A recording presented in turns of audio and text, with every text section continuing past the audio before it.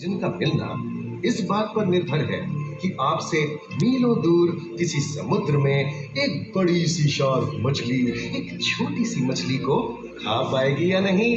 क्यों यकीन नहीं होता ना? चलिए कोई नहीं, आइए आपको ले चलते हैं एक ऐसी दुनिया में जो आपसे हजारों मील दूर होकर भी आपके अस्तित्व का आधार है।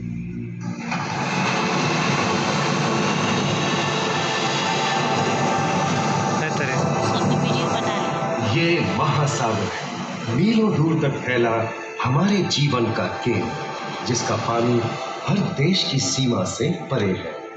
हमें सांस लेने के लिए जरूरी ऑक्सीजन का 50 से 80% इन्हीं समुद्रों के पानी से आता है।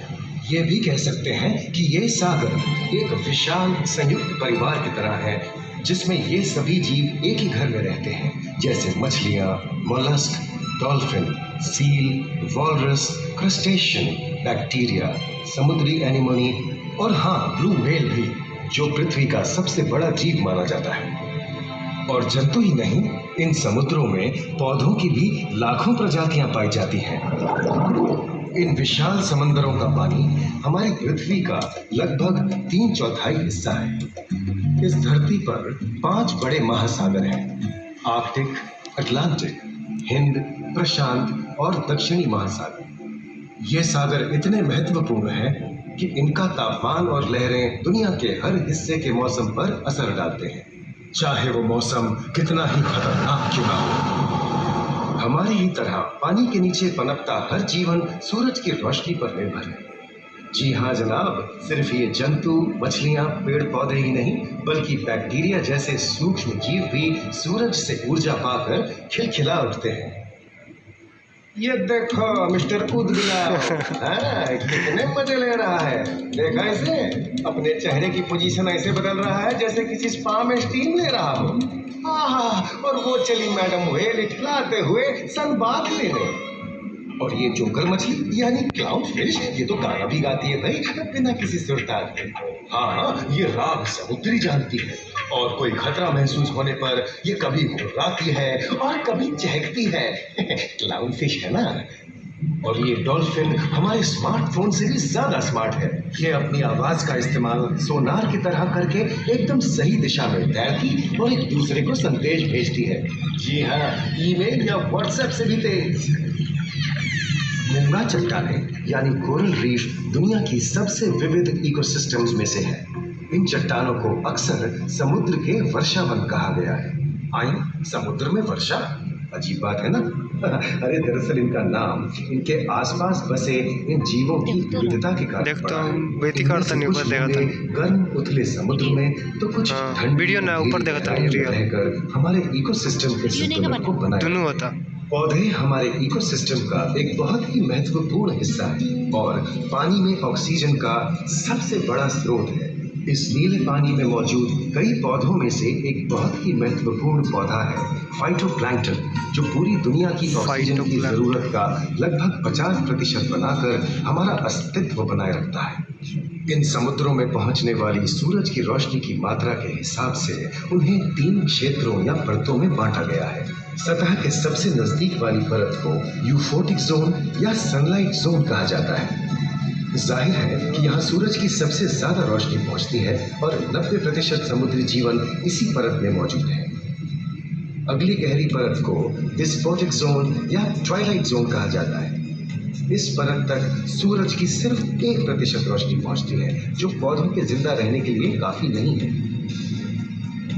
तीसरी और सबसे गहरी परत एफोटिक जोन या मिडनाइट जोन है। यहाँ सूरज की रोशनी बिल्कुल नहीं पहुंचती। ये परत पूरी तरह से अंधेरी और ठंडी होती है, बिल्कुल किसी हॉरर मूवी के सीन जैसे।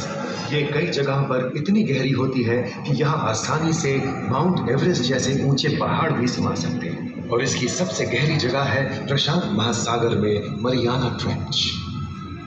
महाद्वीपीय तटों के साथ लगे उथले समुद्री इलाकों तक पहुंचना आसान है, लेकिन ये समुद्र का सिर्फ 10% है। समुद्र की गहराई जितनी बढ़ती जाती है, उतने ही वहां के हैरत अंगेज जीव जिन तक पहुंचना मुश्किल होता जाता है। ये समुद्री जीव पहले तो अपनी खूबसूरती से आपको झलते हैं और फिर अचानक एक खतरनाक रूप ले लेते हैं जिनसे बचना मुश्किल ही नहीं नामुमकिन है। और ये क्या, अचानक ये रोशनी कहां से आई? ओहो, ये तो जेलीफिश का झुंड है जिनकी रोशनी एकदम डिस्को लाइट की तरह लगती है। वाह, ये हुई ना बात। अब सभी बड़ी छोटी मछलियां इन चमचमाती डिस्को लाइट को देखकर पार्टी करने आएंगी। और फिर यही रोशनी उन्हें बेरहमी से दबोचकर उनका शिकार करके अंधेरे में वापस गायब हो जाएगी। लेकिन सभी शिकारियों को छलांग से लुभाना नहीं पड़ता। सबसे घातक शिकारियों में से हैं शार्क, जैसे ग्रेट व्हाइट और टाइगर शार्क। शार्क आमतौर पर सूरज ढलने के बाद अंधेरे में शिकार पे निकलती है समुद्री जीवों का यमराज बनकर। आज तक शार्क की 500 से ज्यादा प्रजातियों का पता चल चुका है। 500 हर तरह के खुले महासागरों में, मूंगे की चट्टानों में, आर्कटिक की बर्फ के नीचे और समुद्र की अंधेरी गहराइयों में पाई जाती है। और ये है समुद्री घोड़ा जो तबड़क तबड़क नहीं, छप छप छप छप करता है, यानी दौड़ता नहीं तैरता है। हमने इन समुद्रों के बारे में बहुत कुछ जाना है, पर अभी भी बहुत कुछ जानना बाकी है।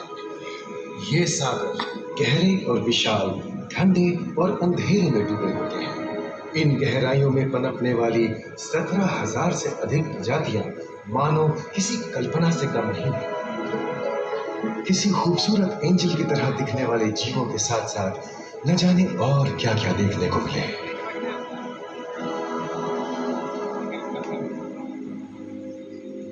इन विशाल सागरों के इकोसिस्टम इनके बाहर तक फैले हैं।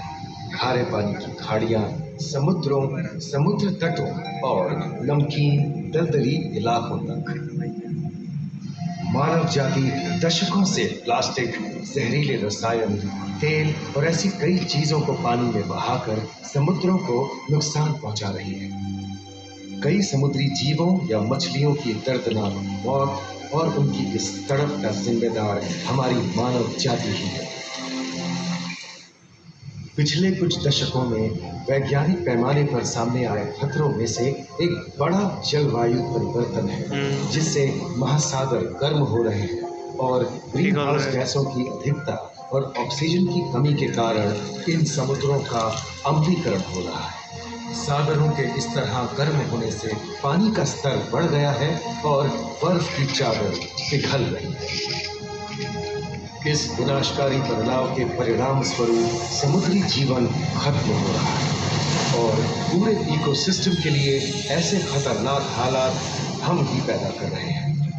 हमारी आने वाली पीढ़ी का भविष्य इस बात पर निर्भर करता है कि क्या हम आज अपने निजी जीवन से प्लास्टिक को हटाने जैसा छोटा कदम उठा सकते हैं, या फिर हम बड़े स्तर पर सख्त नियम बनाकर उन्हें लागू करें, जिससे समुद्री संसाधनों का दोहन और प्रदूषण कम हो। याद रखिए, बात हमारे अस्तित्व की है, तो बदलाव की शुरुआत भी हमें ही करनी है।